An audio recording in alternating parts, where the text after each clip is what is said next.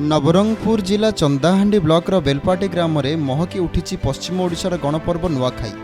चलित वर्ष कोरोना कटकणा कोहलुवा हेतु समस्त ए वर्ष बेस धूमधाम आनंद उल्लासर सहित एकाठी बसी बड़मान नुआखाई भेटघाट जुहार होई बड़मान आशीर्वाद भिक्षा करिसेंति।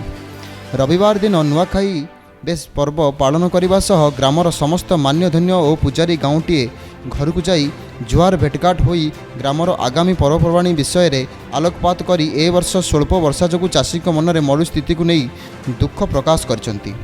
ए विषय रे किछि बुद्धिजीवी मत देइछंती जे एही पर्व रे भाईचारा सहित समस्ते मिलिमिशि रहिबा, समस्त एकाठी बसी पूर्व मतांतर भूली मन खुशी नुआखाई जोहार परस्पर आलिंगन करिसेंति।